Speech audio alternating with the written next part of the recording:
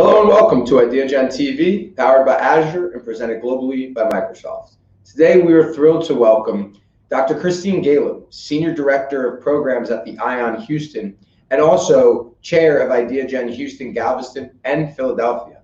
Dr. Galib, welcome.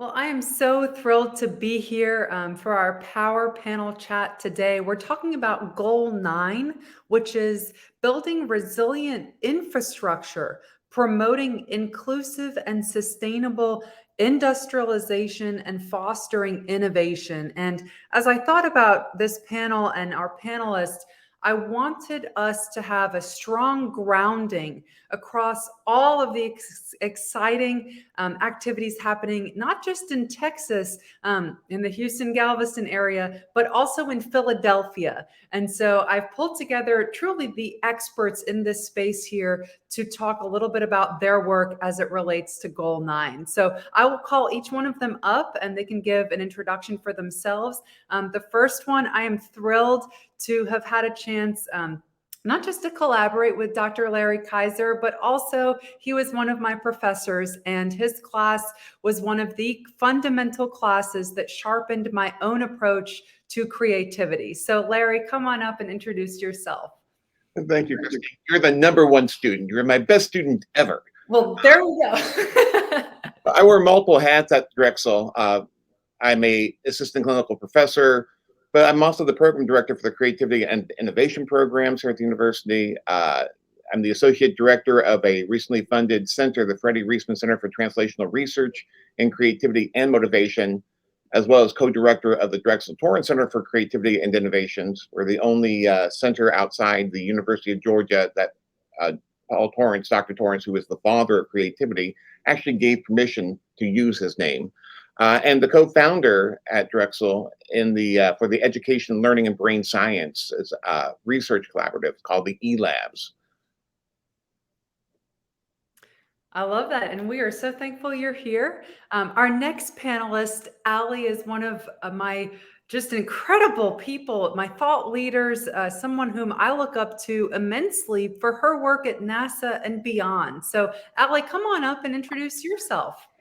Thanks, Christine. My name is Llewellyn. I'm a strategist at the Johnson Space Center.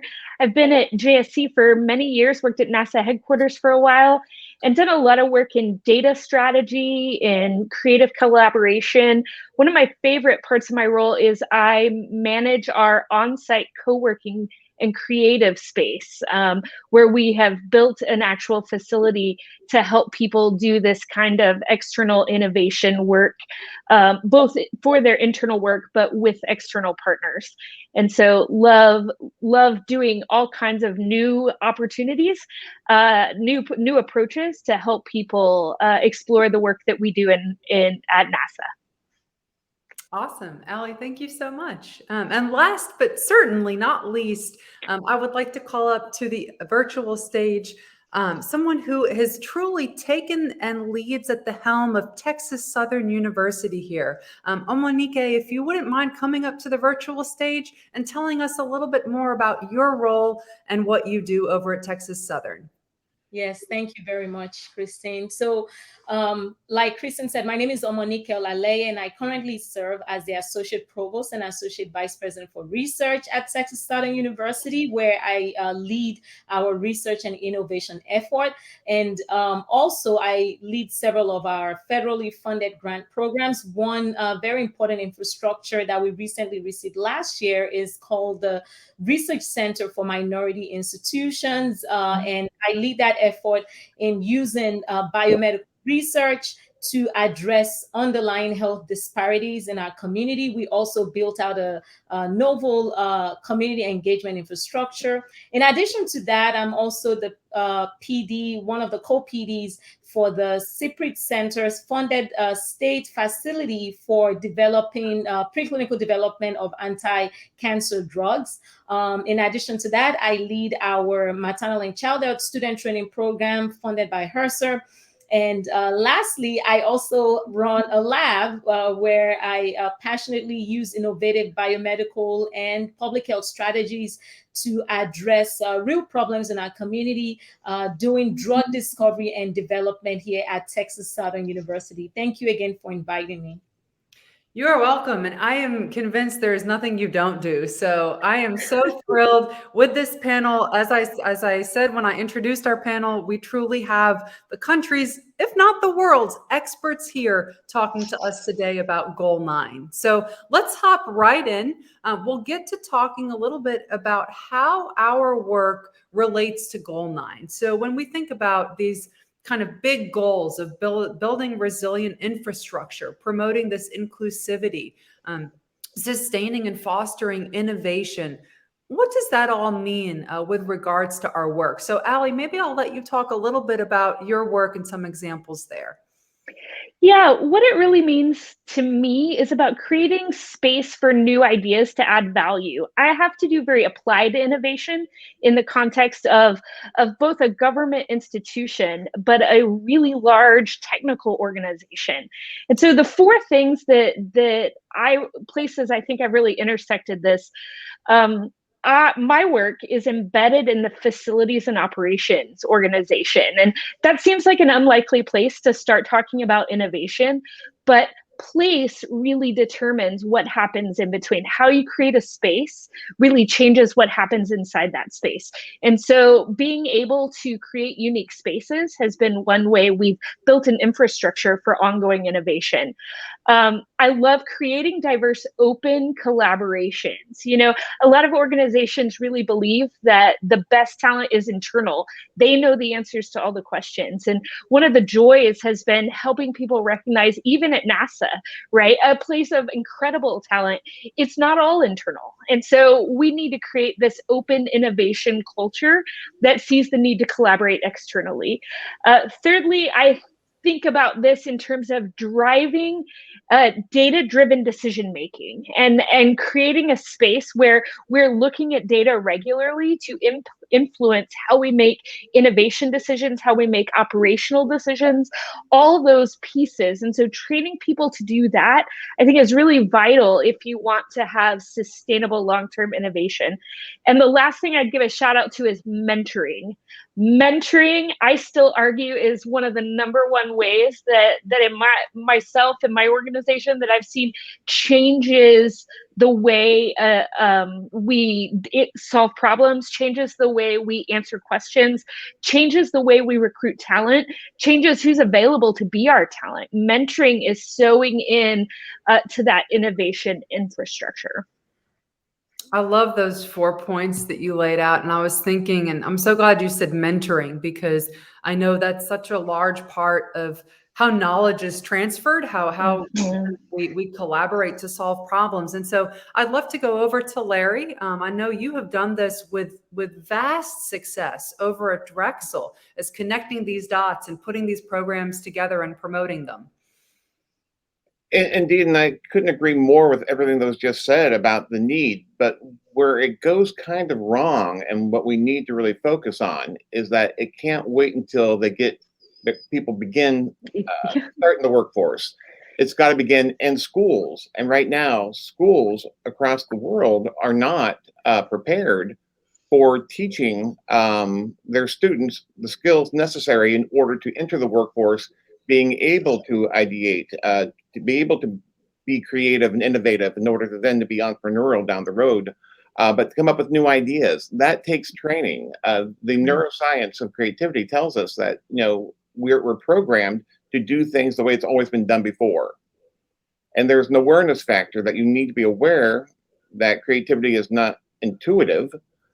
People use it, but again, once you realize that your mind doesn't work that way, then you're able to then take the necessary steps to be intentional about being creative. And all that has to starts building up the neural networks and the neural connections in the mind in order to build the triggers into the workforce in order for that all to occur.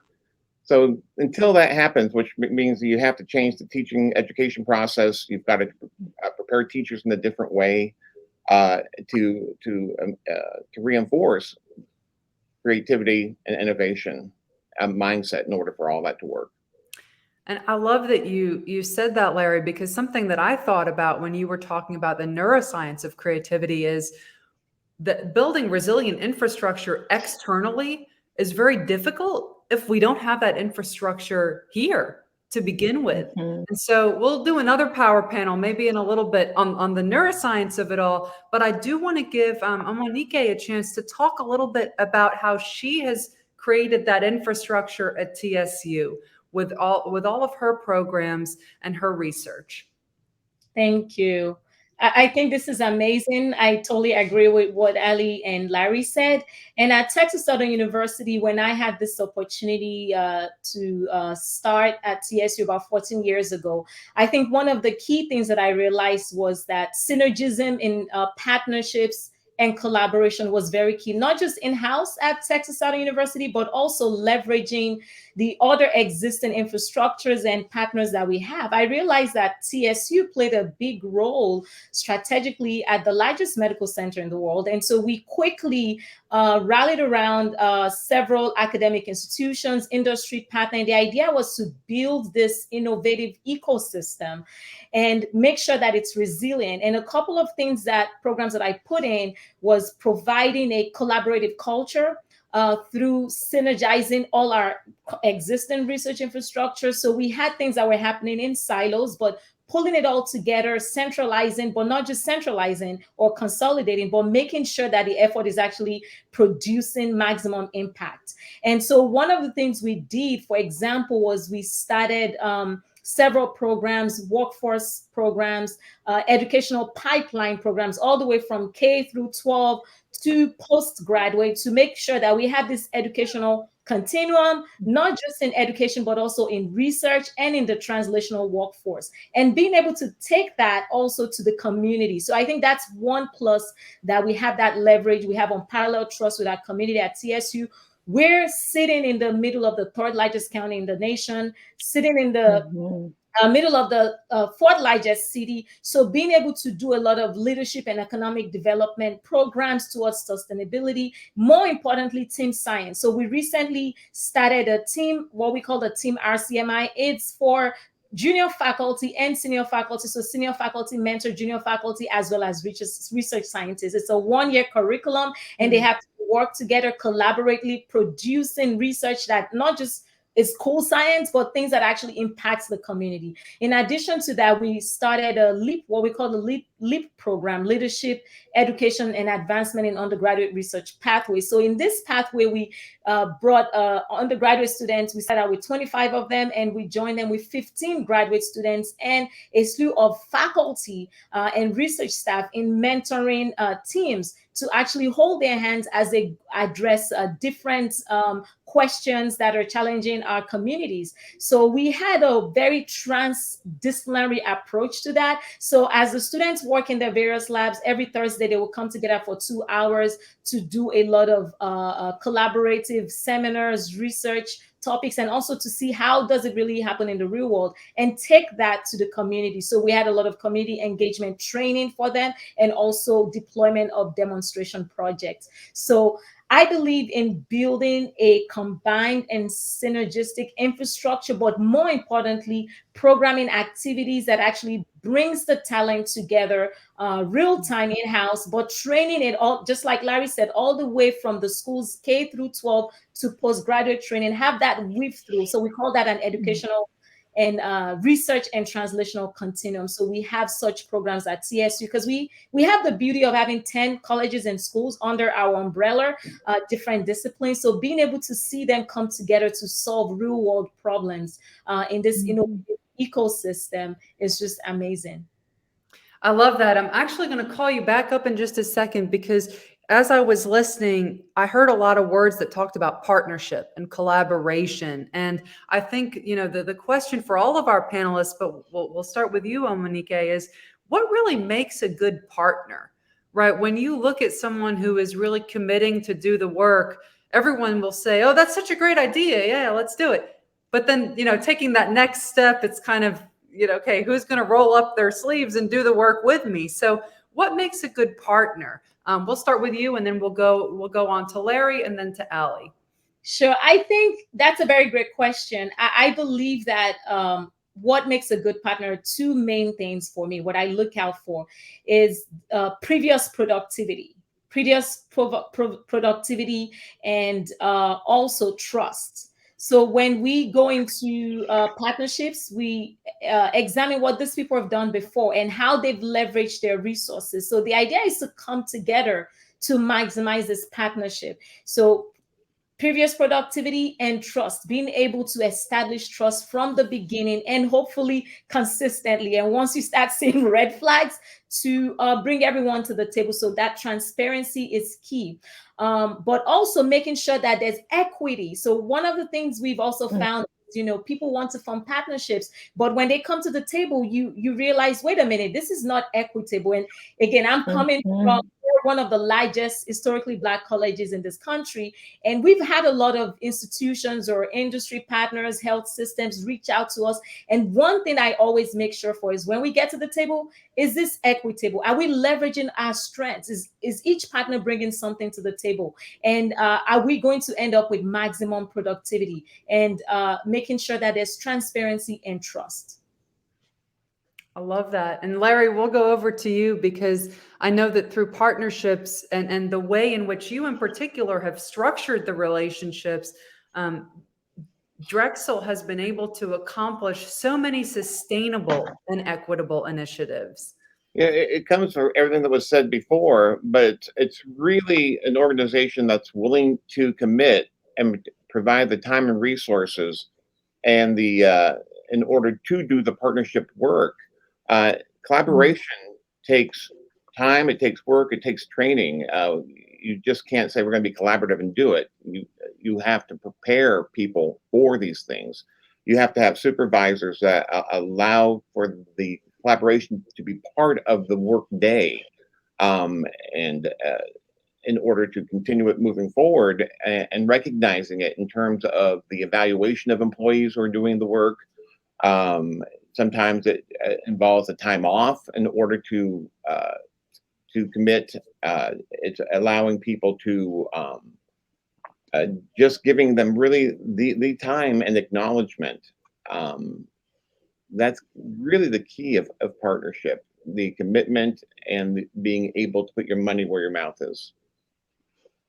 I love that. I love that you're stressing kind of the commitment, the time, and the acknowledgement. And I think we'll go over to Allie now because she's done a fabulous job in her initiatives at Johnson Space Center and beyond, being able to set that stage for partners. So Allie, we'll go over to you. Yeah, I love what both my co-panelists here have said. The thing that I would add is Jen Pahlka, who used to run Code for America, did a profound speech that really impacted me several years ago about we have to build collaborations that build with people, not for people. And so in my mind, when I think about good partners, I actually think about are at that equitable table, have we invited the people that we want to build with? Have we invited the people who are going to benefit from whatever we're doing here together? Are they included in it? Or are we just at this table in this back room over here and we're going to turn around and tell them what we're doing for them? And so I think a good partner, I'm kind of answering as what's a good partnership around what makes a good partner. But if you have that trust and you have that commitment, I think it's also being sure you're partnering directly with the people who will be your users down the road, because you need their input, you need their direct engagement. So you do human-centered design around that. And so they need to be part of that. So I guess I'd say a good partner isn't removed, but is right there in with the users or the beneficiaries or the community that's in need. I love that you kind of brought in design thinking too, is you're designing it to a user. And I think maybe that's, perhaps a footnote here in our conversation on Goal 9 that we can just kind of write out and say, hey, let's check out design thinking and the wealth of research and kind of strategy behind that for building out and accomplishing Goal 9. Because we can't do this in isolation and we can't do it alone. And so as we head into kind of our final questions here, is there any advice that you would want to give for the leaders, the champions, the individuals who are committing to accomplishing Goal 9? Any advice or maybe a call to action or something that maybe didn't come up before in our conversation and you've got to say? So why don't we go, Larry, we'll start with you and we'll give you the virtual floor here. Thank you. It's key that it's a multi-pronged approach. It has to happen at multiple levels. You need people who are currently in the workforce to implement. You need the leadership in the workforce to implement. But first, they have to understand and know how to do it. They need to know how to build collaboration. All that takes training, and most organizations don't have it. But also, you need to prepare the current workers and train them for that mindset. But it has to even go back. Nothing will be sustainable unless there's an ongoing source and a structure for replenishing the workforce. And so it has to go back, as I talked about earlier, at the school-age children, and it requires a change in the way that we educate folks. We're now in the conceptual age, where the information age is done. We have all the information out there. It's how do we ask the right questions? How do we identify the real problem, and then come up with solutions for that? And then where do we go? The training is like, where do you find the information to address the issue and the problem? And then how do you create the innovations and the possibilities? And then how do you decide which ones are going to move forward? And understanding that there's not just one solution. There's solutions that have to happen depending on the population that you're working with and what the problem is. There might be 5 different solutions that you have to do simultaneously. But all that is a retooling of the infrastructure. I love that. I love that multi-prong approach. And I think that is, fabulous advice for any leader who is doing this work, is almost asking the question, who am I missing? Who has got to be part of this conversation who I'm missing? So Ali, we'll go over to you. Final advice, thoughts, calls to action, anything else you would like to share? Yeah, at NASA, we talk a lot about the difference between the rockets that fly, like the one that did last night, that was incredibly beautiful and inspirational, and the rockets that don't, that become a paper study that end up in a drawer. And there's so many of those, right? Most things that most people work on, at least in large government institutions, maybe end up in a drawer and they don't fly. And what's the difference between the two? And it really is perseverance. It's really not quitting when the story changes or the circumstance, when the need changes. It's being able to adapt as that change has to happen and not giving up. And so I think my last exhortation is, if we want innovative, sustainable, long-term infrastructure to create change, you just have to keep at it. It's a long process and there's a lot involved. So find others who will walk it out with you, and don't give up. I love that. So we're 2 for 2, and Omonike, I know you are up to make this 3 for 3. So we'll give you the final words here. And again, I totally agree with Ali and Larry. And I just wanted to add that the leadership needs to increase investment. Investment in the infrastructure, investment in the talent, and like Larry said, going all the way back through K through 12. And but also, in addition to monetary investment in infrastructure, resources, and talent, I believe something has to change in the culture of several institutions. They need to have, from the leadership all the way to the different departments and offices, they need to have a culture of collaboration. And I think if they can instill that culture on that level, where even in-house you're collaborating, it will be very natural to attract collaborators and partnerships, build sustainable and resilient infrastructure. So having that type of culture and also investing in programming and activities that actually encourage that throughout the organization will help. So, but all of that calls for advocacy to strategically deploy increased investment in this culture of collaboration and synergizing existing efforts, even in our own institutions, and partnering with others, but definitely building that culture of collaboration and investing in it is something that I would say is key, but also emphasizing bringing the people to the table, bringing those the users, like Ali said, to the table, and making sure that it's not only your work is not only driven by what you think is a great idea, but your strategic planning involves getting the buy-in of the community, the population you're actually trying to help. So I think investment and building a collaborative culture, and also bringing your team and your partners to the table. Well, we are certainly 3 for 3. You all have knocked this out of the ballpark. This has been a riveting panel talking about Goal 9, building resilient infrastructure, promoting inclusive and sustainable industrialization, and fostering innovation. And there are many takeaways that we've had during our time together. So to all of our viewers, thank you so much for tuning in. And to our panelists, thank you so much for sharing your insights and your wisdom with us here today. Take care, everybody. Thank